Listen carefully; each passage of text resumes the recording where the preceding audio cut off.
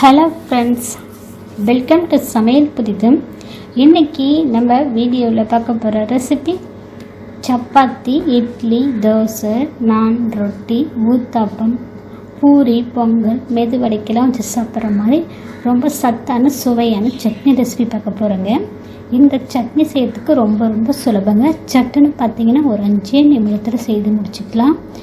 இந்த சட்னி வீடியோவை முழுமையாக பார்த்துட்டு இதே முறையில் இதே அளவுகளோடு நீங்கள் செய்து பார்த்துட்டு எப்படி வந்துச்சுன்னு உங்களுடைய கருத்துக்களை ஷேர் பண்ணுங்கள். இந்த வீடியோ உங்களுக்கு பிடித்திருந்தால் லைக் பண்ணுங்கள், ஷேர் பண்ணுங்கள். நம்ம சேனலுக்கு மறக்காமல் சப்ஸ்கிரைப் பண்ணுங்கள். கூடவே பெல் ஐக்கானை கிளிக் பண்ணி வச்சுக்கோங்க. அதில் ஆல்ன்ற ஆப்ஷன் வரும், அதை கிளிக் பண்ணி வச்சுக்கோங்க. அப்போ தானே அடுத்தடுத்து போடக்கூடிய புது வீடியோக்கள் உடனுக்குடன் அப்டேட் ஆகும்.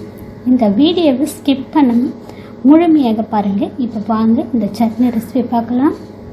இப்போ சட்னி செய்யறதுக்கு கடாயை சூடுபடுத்தி இதில் 100 கிராம் அளவுக்கு வேர்க்கடலை சேர்க்குறேன். வேர்க்கடலை பார்த்திங்கன்னா வறுக்காத காஞ்ச வேர்க்கடலை சேர்க்குறேன். இது அடுப்பை மிதமான தீயிலே வச்சுட்டு ஒரு 3-4 நிமிஷத்துக்கு நல்லா செவந்து வர அளவுக்கு வறுத்து எடுத்துக்கலாம். இப்போ வேர்க்கடலை நல்லா வறுபட்டுருச்சு. இந்த மாதிரி பக்குவம் வந்ததும் தனியாக ஒரு பிளேட்டுக்கு மாற்றி ஆற வச்சு தோலை நீக்கிட்டு எடுத்துக்கலாங்க. இப்போ கடாயில் 1/4 டீஸ்பூன் போல் எண்ணெய், 2 பூண்டு பற்கள், 4 வரமிளகாய் அடுப்பு சிம்மில் வச்சுட்டு இதை வதக்கி எடுத்துக்கலாம். இப்போ இது வதங்கினதும் தனியாக ஒரு பிளேட்டுக்கு மாற்றிட்டு மீதம் இருக்க எண்ணெயில் சட்னிக்கு தாளிப்பு கொடுத்துக்கலாம். 1/4 டீஸ்பூன் கடுகுளுத்தம் பருப்பு, 1/4 டீஸ்பூன் கம்மியாக சீரகம், ஒரு சிட்டிக்கு அளவுக்கு பெருங்காயத்தூள், வாசனைக்கு கருவேப்பிலை, இது எல்லாம் பொரிஞ்சதும் தனியாக ஒரு தாளிப்பு கலவி ஒரு பாத்திரத்துக்கு மாற்றிக்கலாம். இப்போ மிக்சி ஜாரில் வேர்க்கடலை தோலை நீக்கிட்டு சேர்த்துருக்கேன். அதுக்கப்புறம் பொட்டுக்கடலை சேர்த்துக்கலாம். பொட்டுக்கடலை பார்த்திங்கன்னா ஒரு 50 கிராம் அளவுக்கு சேர்த்துருக்கேன். இதில் ஒரு சின்ன நெல்லிக்காய் சைஸ் அளவுக்கு புளி சேர்த்துக்கலாம். தேவைக்கேற்ப கல்லுப்பு ஒரு 1/4 டீஸ்பூன் போல் சேர்க்குறேன். இதில் வறுத்து வச்ச மிளகாய், பூண்டு எல்லாத்தையும் சேர்த்துக்கலாம். இப்போ தண்ணி கொஞ்சமாக சேர்த்து சட்னி நம்ம அரைச்சி எடுத்துகிட்டு வரலாங்க. அரைச்சிட்டு வந்த சட்னியை தாளிப்பு கலவையோடு சேர்த்து மிக்ஸ் பண்ணிக்கலாங்க.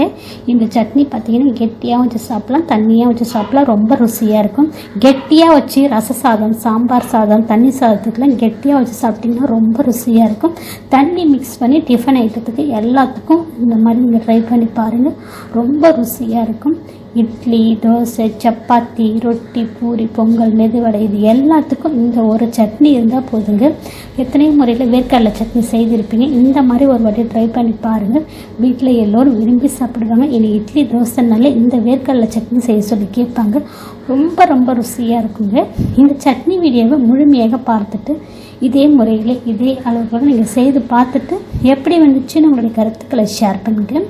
இந்த வீடியோ உங்களுக்கு பிடித்திருந்தால் லைக் பண்ணுங்கள், ஷேர் பண்ணுங்கள்.